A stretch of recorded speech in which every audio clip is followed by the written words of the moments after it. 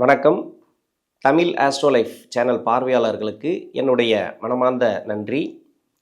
2026 புத்தாண்டு ராசி பலன்கள்.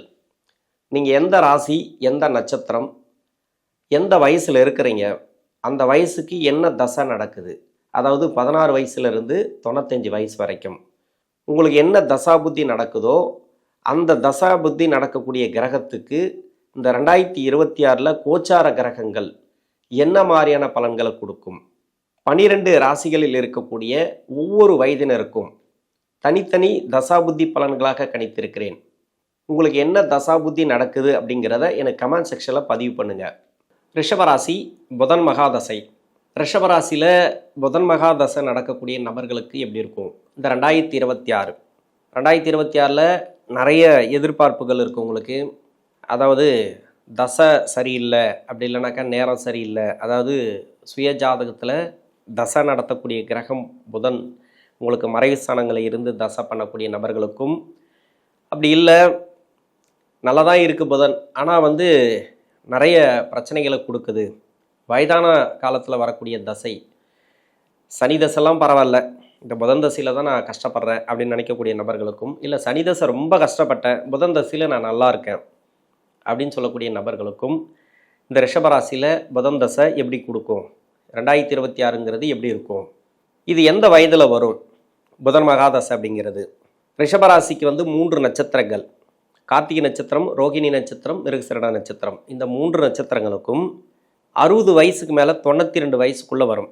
அதாவது கார்த்திகை நட்சத்திரக்காரர்களுக்கு 73 வயசுலேருந்து 90 வயசு வரைக்கும், அதாவது தசாபுத்தி இருப்புக்கள் உங்கள் சுய ஜாதகத்தில் ஒரு 2 வருஷம் முன்ன பெண்ணை வரலாம். நான் சொல்கிற கணக்கு படி பார்த்தீங்கன்னாக்கா, நான் 3 வருடம் நான் கணக்கில் எடுத்துக்கிறேன். அப்படி பார்த்தா 73 வயசுலேருந்து 90 வயசு, ஒருத்தருக்கு 92 வயசுக்குள்ளே முடியலாம், ஒரு சில பேருக்கு 88 கூட முடியலாம்.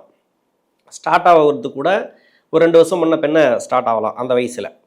ரோகிணி நட்சத்திரக்காரர்களுக்கு 65 வயசுலேருந்து 82 வயசு, ஒரு சில பேருக்கு 85 அது வரைக்கும் கூட வரலாம் இந்த புதன் மகாதசை அப்படிங்கிறது. இல்லைன்னா ஒரு 78 அது மாதிரி கூட முடியலாம், உங்கள் சுய ஜாதக தசாபுத்தி இருப்பை பொறுத்து. ஆக மொத்தத்தில் 60 வயசுலேருந்து 85 வயசுக்குள்ளே இந்த புதன் மகாதசை அப்படிங்கிறது வரும். இது ரோகிணி நட்சத்திரக்காரர்களுக்கு. ரிஷபராசியில் இருக்கக்கூடிய மிருகசிரட நட்சத்திரக்காரர்களுக்கு 60 வயசுலேருந்து 77 வயசு வரைக்கும் இந்த புதன் மகாதசை அப்படிங்கிறது வரும். இந்த 3 நட்சத்திரக்காரர்களுக்கு பொதுவாக பார்த்தீங்கன்னாக்கா 60 வயசுலேருந்து 92 வயசு வரைக்கும் புதன் தசை அப்படிங்கிறது வருது. இந்த புதன் தசை எப்படி இருக்கும், உங்கள் சுய ஜாதகத்தில் இந்த ராசிக்கு என்ன ஆதிபத்தியத்துக்கு வரார், 2ஆம் அதிபதினு சொல்லக்கூடியவர், 5ஆம் அதிபதினு சொல்லக்கூடியவர், பூர்வ புண்ணியஸ்தான அதிபதி தசை, இது பின்னாடி வரக்கூடிய தசை. ரொம்ப வயதான காலகட்டத்தில் 60 வயசுக்கு மேலேன்றது வயசு தானே, எல்லாத்தையுமே ஆண்டு அனுபவித்து நிறைய பக்குவ நிலைக்கு இதுதான் வாழ்க்கை அப்படின்ட்டு புரிஞ்சுக்கிட்ட பிறகு வர்றது இந்த புதன் தசை. பூர்வ புண்ணியஸ்தானாதிபதி தசைனாக்கா இந்த ராசிக்கு மிகப்பெரிய கொடுப்பன என்னன்னாக்கா 5ஆம் அதிபதி தசை பின்னாடி வர்றது. ஏன்னா வாரிசுகள் நல்லாயிருக்கும். பூர்வ புண்ணியஸ்தானம் அப்படின்னாவே வாரிசுகள் தான், தலைமுறை. அந்த தலைமுறை அப்படிங்கிறது நல்லாயிருக்கும். உங்களுக்கு பின்னாடி வரக்கூடிய தலைமுறை, உங்கள் மூலமா வந்த தலைமுறை, அந்த தலைமுறை பார்த்தீங்கன்னாக்கா நல்லாயிருக்கும். பூர்வ புண்ணியஸ்தானாதிபதி தசையில் வாரிசுகள் சிறப்பு, அவங்களுக்கு நல்லாயிருக்கும். உங்களுக்கு எப்படி இருக்கோ இல்லையோ, நிறைய பேர் கஷ்டப்பட்டுன்னு வரலாம், ஆனால் பார்த்தீங்கன்னாக்கா பசங்க நல்லா படிச்சிருப்பாங்க, வேலையில் இருப்பாங்க, தொழிலில் இருப்பாங்க, நல்லா போயிட்டுருக்கும். ஆனால் உங்களுக்கு மட்டும் நிம்மதி இருக்காது. ஒரு சில பேருக்கு பசங்களுக்கும் கஷ்டப்படுவாங்க. ஏன்னா இந்த தசை உங்களுக்கு சரியில்லைனாக்கா அவங்களுக்கும் சரி இருக்காது. உங்களுடைய வாரிசுகளுக்கும் ஒரு சில பிரச்சனைகளை கொடுத்துருக்கும். அது திருமண வாழ்க்கையாக இருக்கலாம், இல்லை தொழிலாக இருக்கலாம், இல்லை வேலை வாய்ப்பாக இருக்கலாம், ஏதோ ஒன்று. அது உங்கள் சுய ஜாதகத்தை பொறுத்து. எப்படி இருந்தாலும் இந்த பூர்வ புண்ணியஸ்தானாதிபதி தசை, இந்த தசை வரும்போது உங்களுடைய வாரிசுகளோட ஜாதகத்தில் செவ்வாய் சரி இருக்காது.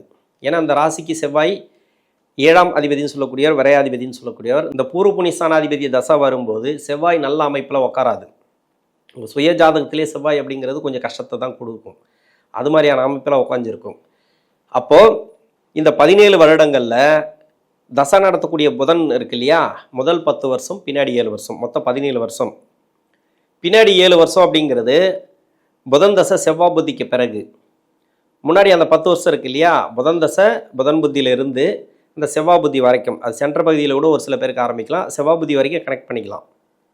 முதல் 10 வருஷம், பின்னாடி 7 வருஷம். அந்த 7 வருஷத்தில் நிறைய பேர் கஷ்டப்படுவீங்க கன்ஃபார்மாக. ஏன் அப்படின்னாக்கா, இந்த ராசிக்கு செவ்வாயோட நட்சத்திரம் பார்த்தீங்கன்னாக்கா மிதனத்தை ஒட்டி வருது. மிதுன ராசிக்கு நன்மை செய்யாத கிரகம் இந்த செவ்வாய். டோட்டலாக பார்த்தீங்கன்னாக்கா அந்த நன்மை செய்யாத அமைப்பில் வந்துடும் பின்னாடி வரக்கூடிய 7 வருடம்.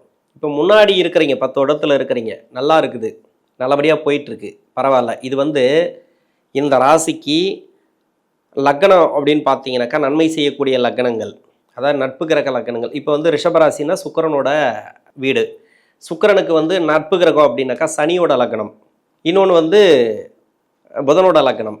இந்த 2 கிரக லக்னம் அப்படின்னாக்கா 6 வீடுகள் வந்துடும். இதில் சுக்கிரனோட லக்னமாக வந்தால் கூட 6ஆம் அதிபதிய லக்னமாக வந்துடும். துலா லக்னமாக வந்தீங்கன்னாக்கா எப்படி பார்த்தாலும் மிதுன லக்னம், கன்னியா லக்னம், சனியுடைய மகர லக்னம், கும்ப லக்னம், இந்த 4 ப்ளஸ் சுக்கிரனோட வீடு 2, 6. இந்த 6 லக்னங்களுக்கு நன்மை செய்யக்கூடிய அமைப்பில் இவர் வந்துடுவார்.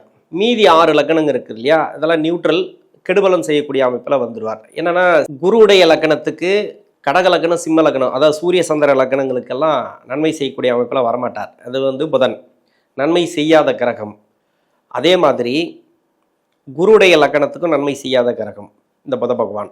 அது மாதிரி லக்னங்களுக்கு வந்துட்டிங்கனாக்கா அப்போது அந்த 6 லக்னத்தில் இருக்கிறவங்களும் நல்லா இருக்கலாம், இல்லைன்னு சொல்லலை. ஆனால் அந்த 6 லக்னத்துக்கும் இந்த ராசிக்கு நன்மை செய்யக்கூடிய அமைப்பில் உங்கள் சுய ஜாதகத்தில் இருந்து அந்த லக்னத்துக்கு 3, 6, 10, 11 தொடர்பு இருந்தால் அப்போ அந்த முதல் 10 வருஷமும் நல்லது பண்ணிடும். பின்னாடி 7 வருஷத்தில் இந்த 7.5 சனியெல்லாம் வந்துச்சுன்னா கொஞ்சம் பிரச்சனை கொடுக்கும். அது மாதிரி 7.5 சனி இடையில வரக்கூடாது, அஷ்டம சனி இடையில வரக்கூடாது, அவ்வளோதான். இது 2 தவிர்த்து இந்த 10 வருடங்கள், 7.5 சனினா 7.5 வருஷம், அஷ்டம சனி 2.5 வருஷம், இந்த 10 வருடங்கள் 10 எப்படியும் ஏதாவது ஒன்று கனெக்ட் ஆகிடும். ஒன்று 7.5 வந்துடும், அப்படி இல்லைனாக்கா அஷ்டம சனி வந்துடும். 2த்தில் ஏதாவது ஒன்று கனெக்ட் ஆகும். அஷ்டம சனி வரும்போதும் 8ஆம் இடத்துல சனி வரும்போது மட்டும் பிரச்சனை இல்லை. உங்களுக்கு தசை சரியில்லைனாக்கா 6ஆம் இடத்துல 1 வருடம் கழித்து பிரச்சனைகளை ஸ்டார்ட் ஆகும். அந்த 6ஆம் இடத்துலேருந்தே ஒரு கை வைக்க ஆரம்பிச்சிடுவார் சனி. அதாவது தசை சரியில்லைனாக்கா அது பூர்வ புண்ணியஸ்தானாதிபதி தசை இருக்கட்டும் ஒரு பக்கம், ராசிக்கு லக்னத்துக்கு நல்ல இடத்துல கூட அமைஞ்சிருக்கட்டும், தப்பு இல்லை. மறைமுக சுப தொடர்பில் ஒன்று லக்னத்துக்கோ இல்லை ராசிக்கோ மறைமுக சுப தொடர்பில் வந்துட்டால் ராசிக்கு நன்மை செய்யக்கூடியவர் தான். நன்மை செய்யக்கூடியவர் எங்கே வந்தாலும் சரி மறையாமல் இருக்கணும். 6, 8, 12 ஆகிய இடங்களை மறையாமல் இருந்தால் இந்த புத பகவான் அந்த நன்மை செஞ்சிருவார். 6, 8, 12 மறைமுகத்தில் இருந்துச்சுனாக்கா 6, 8, 12 ஆகிய இடங்களை மறைவு ஸ்தானத்தில் இந்த புத பகவான் இருந்துச்சுனாக்கா அப்போ அந்த புதன் தசை அப்படிங்கிறது என்னன்னாக்கா நன்மை செய்யாது. நன்மை செய்யாத கிரகம். இப்போ 7.5 சனி வரும்போது 7.5 சனி நன்மை செய்யாது, அஷ்டம சனி வரும்போது அஷ்டம சனி நல்லது செய்யாது. அது மாதிரி அது என்ன இருக்கோ அதை பூஸ்ட் பண்ணி விட்டுரும். அப்போது அந்த 7.5 சனி அஷ்டம சனி இப்போ அது 2மே கிடையாது, அதை பற்றி பேசவும் தேவையில்லை. ஏன் கஷ்டப்படுறீங்கன்னு சொல்கிறேன், அதனால தான். இது மாதிரி மறைமுக சுப தொடர்பில் அந்த லக்னத்துக்கு வந்துட்டால் இப்போ 10 வருஷத்துக்கு சிறப்பு. எப்படி பார்த்தாலும் சனியுடைய பார்வையில் அந்த புத்தி நடத்தக்கூடிய கிரகங்கள் மாட்டாது. மாட்டும்போது குரு நல்லா இருக்கும் கோச்சாரத்தில், அப்படி இல்லைனாக்கா சனியை நல்லா உக்காஞ்சிடுவார். சனி 10ஆம் இடத்துல வராரு. இப்போ அஷ்டம சனி முடிஞ்ச பிறகு 9, 10, 11 உங்களை டிஸ்டர்ப் பண்ணாது. டோட்டலாக அவர் பார்க்குற பார்வைக்கு பலம் இருக்காது அந்த அளவுக்கு. ஒரு சில பேருக்கு இந்த 60 வயசுக்கு மேலே 92 வயசுக்குள்ளே என்ன பண்ணிட்டு போகுது அப்படின்னு கேட்காதீங்க. நிறைய பேர் 60 வயசுக்கு மேலே இப்போ ரிட்டையர்மெண்ட் எல்லாம் ஆன பிறகு தசை நல்லா இருந்ததுனாக்கா அந்த வேலையை எக்ஸ்டன் ஆகிடும். அது கவர்மெண்ட்டாக இருந்தாலும் சரி, இல்லை தனியாரில் இருந்தால் கூட சரி, இன்னொரு வேலை உடனே கிடச்சி ஒரு நல்ல பொசிஷனில் உக்காந்துருவாங்க. தசை சரியில்லைன்னா ஒன்று தொழில் ஆரம்பிக்கணும்னு தோணும், அந்த தொழில் ஆரம்பித்து கொஞ்சம் பிரச்சனை போகும், அது மாதிரி போகும். இல்லை சரி வராது, அப்படி இல்லைனாக்கா ஒரு சொத்து பிரச்சனையில் மாட்டியிருப்பாங்க. புதன்னாவே அந்த செவ்வாயில் மாட்ட வைக்கணும் அப்படின்னாக்கா, செவ்வாய் புத்தியில் நீங்கள் பிரச்சனைகளை அனுபவிக்கணும் அப்படின்னாக்கா ஒரு சொத்து வாங்கி போடுவீங்க. அது செவ்வாய் புத்தியில் மாட்டோம்.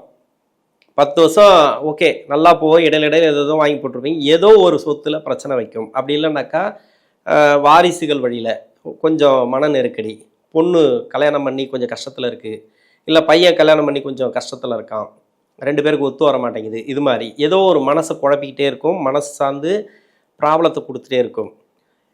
வாரிசுகளை பற்றி தான் நான் அதிகமாக சொல்கிறேன். வாரிசுகள், அதாவது ஜாதகம் அப்படிங்கிறது வலுவாக இருந்தால் வாரிசுகளுக்கு சிறப்பு, வலுவாக இல்லைன்னாக்கா வாரிசுகளுக்கும் பிரச்சனை. அவங்க ஜாதகத்தை எடுத்து பார்த்தீங்கன்னாக்கா திருமண வாழ்க்கைங்கிறது பாதிச்சிருக்கும். எல்லாருக்கும் சொல்லலை, நெகட்டிவாக சொல்கிறேன்னு நினைக்காதீங்க. 2026 அப்படிங்கிறது இதுக்கு தீர்வு உண்டு. ஏன்னா எல்லாத்தையும் சொல்லி முடிச்சு சொல்கிறேன். இது என்னன்னாக்கா, இந்த வாரிசுகளுக்கு ஒரு பிரச்சனை வருது. ஒரு திருமணம் ஆகாமல் இருக்குது, திருமண வாழ்க்கையில் பிரச்சனை, அது மாதிரி. இல்லைனா தொழில் அமையாமல் இருக்குது, இல்லை வேலை அமையாமல் இருக்குது, இல்லை வேலையில் பிரச்சனை, வளர்ச்சி இல்லாமல் இருக்காங்க. இது மாதிரி இருக்கலாம். இதெல்லாம் நெகட்டிவ். ஒரு சில பேர் நல்லா இருக்கிறவங்களுக்கு ஓகே, கேட்டுங்க, தப்பே கிடையாது.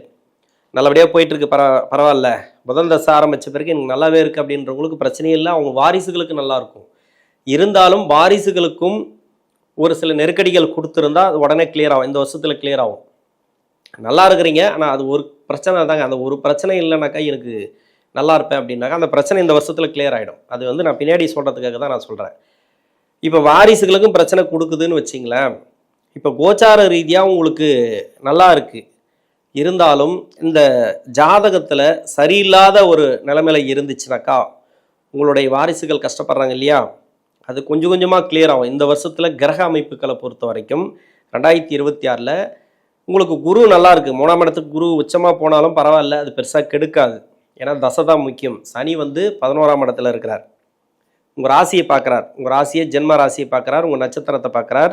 அதாவது சனி பார்வை சந்திரன் மேலே பதியுது. இப்போ என்னென்னா, முதல் 10 வருஷத்தில் நீங்கள் கஷ்டப்படுறீங்க அப்படின்னாக்கா உங்களுக்கு நல்லாயிருக்கும். 2026ங்கிறது பெருசாக உங்களுக்கு டிஸ்டர்ப் பண்ணாது. பின்னாடி இருக்கக்கூடிய 7 வருடத்தில் இருக்கிறீங்க கஷ்டப்படுறீங்கனாக்கா கொஞ்சம் உஷாராக இருக்கணும். ஏன்னா இந்த புதன் தசையில் செவ்வாய் புத்திக்கு பிறகு ஒரு பிரச்சனை உருவாக்குச்சுன்னா அது அப்படியே கொண்டுட்டு போகும். நிறைய நீங்கள் தான் தீர்த்துக்கணும். அது எப்படியாவது பேசி தீர்த்துங்க. என்ன ப்ராப்ளம் இருக்கோ, வேலை சார்ந்த ப்ராப்ளம் இருக்கா முயற்சி பண்ணுங்கள். தொழில் சார்ந்த ப்ராப்ளம் இருக்கா, பெரிய முதலீடு வேண்டாம், நார்மலாக இந்த தொழில் போயிட்டுருக்கட்டும். தொழில் ஓரளவுக்கு பரவாயில்ல. ஏன்னா இந்த வயசுக்கு மேலே தொழில் பண்ணுறவங்க இருக்கிறாங்க, வேலை பார்க்குறவங்க இருக்கிறாங்க, ரிட்டைர்மெண்ட் ஆகி வீட்டில் சந்தோஷமாக இருக்கிறவங்க இருக்கிறாங்க, இல்லைனாக்கா எதுவுமே இல்லை சும்மா உட்காந்துக்கிறவங்களும் இருக்கிறாங்க. எது எப்படி இருக்கோ அப்படியே விட்டுருங்க. ஆனால் பிரச்சனைகள் மட்டும் தீர்த்துக்கிற வழி பாருங்கள். மனசார்ந்த பிரச்சனைகள் நிறைய இருக்கும், அதெல்லாம் வந்து கிளியர் ஆகிடும். இந்த வருஷத்தில் கிளியர் ஆகும். பின்னாடி 7 வருஷத்தில் இருக்கிறவங்களுக்கு கொஞ்சம் ப்ராப்ளம் இருக்குன்னா சுய ஜாதகத்தை செக் பண்ணுறது நல்லது. ஒரு சில பேருக்கு வந்து சொத்து பிரச்சனை கொடுத்துருக்கலாம், கடன் பிரச்சனை. இது வந்து செவ்வாய் புத்தியில் தான் ஒரு சில பேருக்கு வந்து அந்த செவ்வாய் மணியெல்லாம் லாக் பண்ணி விட்ருக்கும். எந்த வயசில் வேணால் இருங்க, கொடுத்த பணம் வரல சார், தொழில் பண்ணிகிட்ருக்கேன் பணம் வரல, அந்த செவ்வாய் புத்தியில் தான் லாக் ஆகிருக்கும். இன்னொன்று, உங்கள் சுய ஜாதகத்தில் சனி பார்க்கக்கூடிய இடத்துல, அதாவது இப்போது கோச்சார ரீதியாக சனி பார்க்கக்கூடிய இடத்துல செவ்வாய் இருக்கும். அந்த செவ்வாய் உங்கள் சுய ஜாதகத்தில் அதே இடத்துல இருக்கும். அது மாதிரி தான் மணி லாக் ஆகும். மணி லாக் அப்படின்றது என்னன்னா, கொடுத்த பணம் வரலை, வாங்கின பணத்தை கொடுக்க முடியல, ஏதோ ஒரு இடத்துல லாக் ஆகிருக்கும். இப்போ கடன் பிரச்சனையில் இருப்பீங்க, அந்த கடன் பிரச்சனை தீரும். இல்லை கடன் கொடுத்துருப்பீங்க, வரல, அது வரும். ஆனால் கொடுத்த பணத்துக்கு மட்டும் கேரண்டி கிடையாது. ஏன்னா ஒரு இடத்துல சிக்க விட்டுச்சுனாக்கா அவங்களுக்கு பிரச்சனைகள் அதிகமாக இருக்கும். அதுக்காக அவங்க ஜாதகத்தை பார்த்து உட்காந்து இருக்க முடியாது. அப்போ அந்த ஜாதக அடிப்படையில் ஒரு நல்ல மனிதராக இருக்கலாம், அவருக்கு நேரம் சரியில்லாமல் நம்மகிட்ட பணம் வாங்கி போய் இப்படி ஆகிட்டாரு, கொடுக்குறன்னு தான் சொல்லுவார், சுற்றிட்டு இருப்பார், நம்ம எதிர்க்க இருப்பாப்புல, பேசிகிட்டு இருப்பாப்புல, ஆனால் வந்து நம்ம எதுவுமே கேட்க முடியாது. அது மாதிரி மன வலியெல்லாம் இருக்கலாம். இந்த வருஷத்தில் 2026 அப்படிங்கிறது உங்களுக்கு நல்ல ஒரு மாற்றங்களை கொடுக்கக்கூடிய டைம். ஏன்னா கோச்சாரத்தில் ஒரு சில கிரகங்கள் நல்லா இருக்குது அப்படிங்கிறதுனால தான். மற்றபடி உடல்நிலையும் கொஞ்சம் பிரச்சனை கொடுத்துருக்கலாம். சுய ஜாதகத்தில் 6ஆம் அதிபதி சம்மந்தப்பட்டால், இந்த புதனோட, அதாவது இந்த புதன் இருக்க இடத்துல இந்த நட்சத்திரம், அதாவது புதன் ஏறின நட்சத்திரம், இது மாதிரி ஏதாவது ஒன்று இருந்துச்சுனாக்கா, புதன் ஏறின நட்சத்திரம் வந்து 6ஆம் அதிபதியோட நட்சத்திரமாக இருந்தால், இல்லை 6ஆம் அதிபதியோட வீட்டில் இருந்தால், 6ஆம் அதிபதியோட சேர்ந்திருந்தால் இவங்களுக்கு அந்த ப்ராப்ளத்தை கன்ஃபார்மாக கொடுக்கும். அதாவது கடன் பிரச்சனை ஒன்று, கொடுத்து வராது, வாங்கினா கொடுக்காது ஒன்று. இன்னொன்று உடல்நிலை தொந்தரவுகள், அதாவது 6ஆம் இடம்னாக்கா நோய், எதிர்ப்பு, கடன், வழக்கு, அது மாதிரி ஏதாவது 4த்தில் ஏதாவது ஒன்று இருக்கலாம். அது வந்து உங்களுடைய சூழ்நிலைகளை பொறுத்து. இது வந்து 5ஆம் அதிபதி தசை. ஒரு சில பேருக்கு வந்து 5 அப்படின்னாக்கா அந்த பூர்வ புண்ணியஸ்தானம்னு சொல்லியிருக்கு இல்லையா, இது வந்து பூர்வீக சொத்தும் சம்மந்தப்படும். அதில் ஒரு ப்ராப்ளம் ஒரு சில பேருக்கு இருக்கலாம், அதெல்லாம் தீரும்.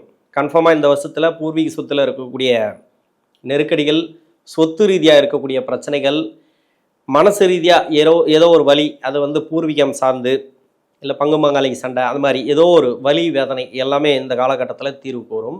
நல்ல ஒரு முன்னேற்றங்களை பார்க்கலாம். ஆர்ட் சம்மந்தப்பட்டதில் பிரச்சனைகள் இருக்கலாம்.